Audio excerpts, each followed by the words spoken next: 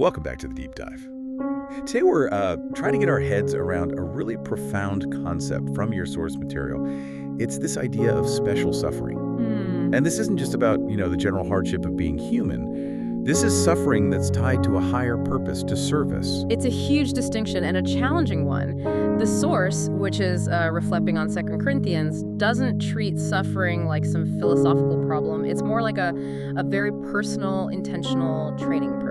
Right, and that's our mission for this deep dive. We want to understand what separates those, inevitable human trials from this ordained suffering. And to unpack the claim that these intense trials, they're not roadblocks. They're actually tools. Tools for what, exactly? Tools to refine us and ultimately to encourage the entire community. The source cuts right to the heart of it with a verse from 2 Corinthians. From verse 9, right? Exactly. And the takeaway is, well, it's radical. The whole point of facing hardships so severe you literally despair of life is to teach us not to rely on ourselves. But only on God. Only on the God who raises the dead. I mean, that single theological stake, it changes everything about how you see pain. It really does. Okay, so that's the foundation we have to build on. Let's establish that fundamental difference right away.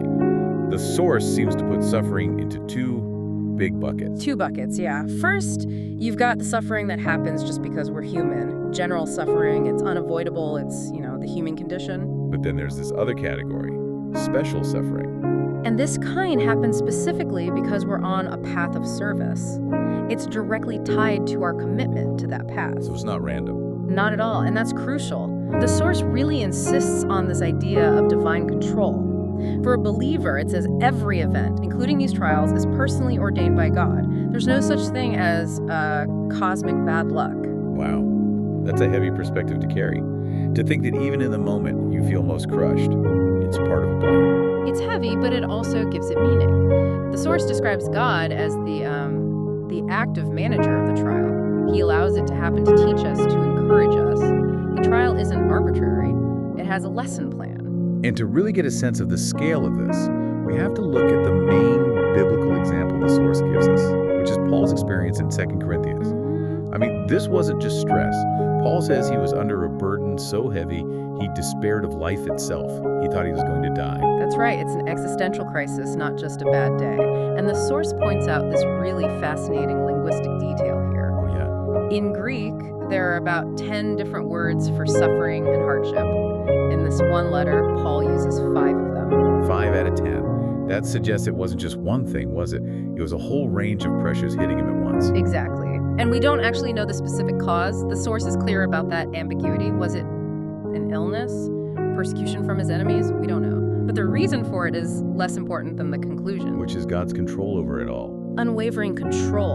So even if an enemy threw the punch, God managed the outcome. The source uses this incredible analogy. What's that? It's like Paul was a beast of burden, a pack animal, loaded with a weight that was just too heavy. But God was the loadmaster. He knew exactly how much Paul could take. So Paul might have despaired. Paul despaired of life, but God never despaired of Paul. Okay, hold on, because this is where I get caught up. If the goal is to teach us that self-reliance is useless, does that mean the feeling of absolute despair, that near-death feeling, is actually a necessary part of the training? That's the paradox, isn't it? And the source meets it head-on. In this context, despair is the required act of emptying yourself out. Emptying yourself. Yeah. If Paul had any self-confidence left, any plan B, he would have relied on it.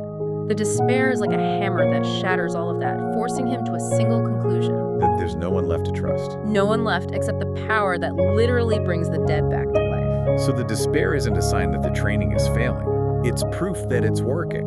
It's the key evidence. It's stripping away the old foundation to build something new, something built on resurrection power. It is radical dependency. And that dependency makes you useful to others. That's the point the source makes, yeah. You can't truly comfort someone who is in despair unless you've been there yourself.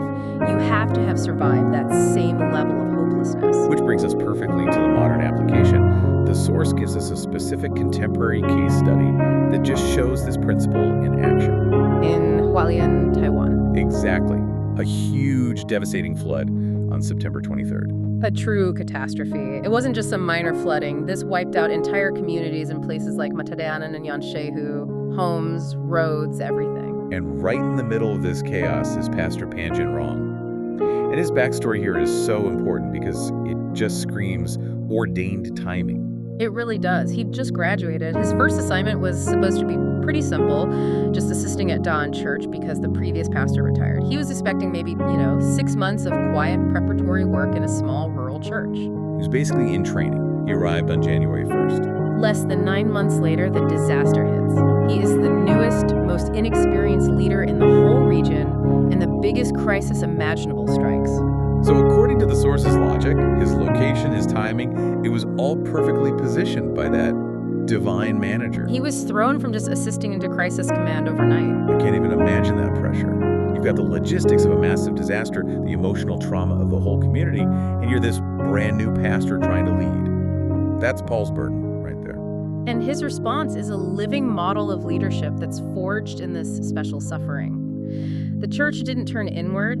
It immediately became this critical force for reconstruction. So what did he actually do? What made his leadership so effective?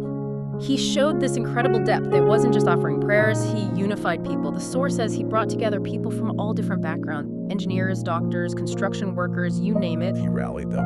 He rallied them to help. He turned the church from just a place of worship into this central hub for relief and coordination. So his trial was the community's trial. And by relying on God's guidance, because that's all he had. Yeah. He became the outlet for all this aid. That's the whole point. His forced reliance on something beyond his own experience led to this unified, effective action. And the source notes that his service during this time was seen as such a powerful, a beautiful witness. So much so that other leaders celebrated it. They celebrated it publicly at his ordination service in November. His special suffering was basically affirmed as divine training. That story really drives the point home. Okay, let's zoom out a bit. The source talks about this overarching theme of suffering as a refining process. It uses a coaching analogy. Yes, the coaching analogy is perfect. It implies intention, repetition, a clear goal. The source says God uses everything to refine us. Our immaturity, our weakness, our doubt, even our past mistakes. It's like being smelted in a fire over and over until the character is forged. So if God is the coach, what's the game plan?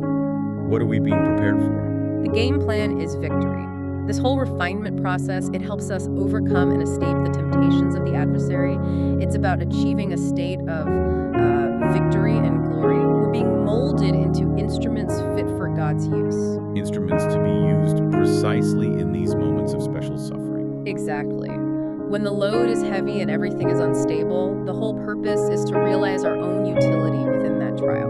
We're being prepared not just to survive, but to become an outlet for God's help to other people.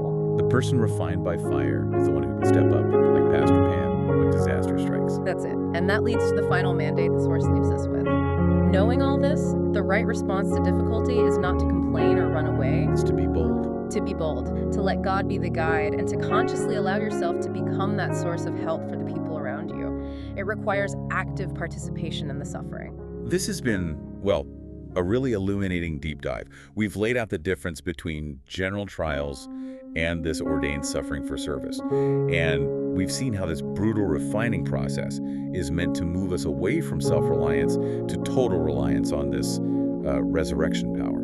The key thing for you listening is this. Whether you're Paul facing death or a new pastor facing a flood, the trial is measured, it's managed, and it's meant to force a dependence that enables you to comfort others. Right. And before we finish, the source gives us 3 really introspective questions for personal application. We want to share them directly with you. First, when you encounter suffering, real devastating suffering, what are your immediate feelings toward God? Anger, despair, or is it trust? Second, looking back at your past trials, those moments you were truly crushed. Can you see now, with hindsight, why God might have allowed them, how they prepared you? And third, and this is the big one, what is your toughest trial right now, in this moment? And what specific action can you take to make sure your focus stays on God and not on your own limited resources? The source ends on a note that's both sobering and hopeful. It reminds us that future disasters and calamities are inevitable. Easy lives are not the promise. But companionship and victory are. Exactly. The assurance that the power we are meant to rely on has already overcome the world. So here's the final thought for you to chew on. If this radical reliance on God's management is the only way to navigate these huge life and death crises, how can you apply that same assurance to your everyday professional life? Can you approach your toughest challenges at work in your career, with the trust that God is the loadmaster. That you're meant to be a steadfast, joyful helper right there in that workplace, even when the metaphorical environment feels cold and unstable. That decision to step up and become the instrument, the outlet, that's often the moment that transforms pain into purpose. Something to think about until our next deep dive. We'll talk to you then.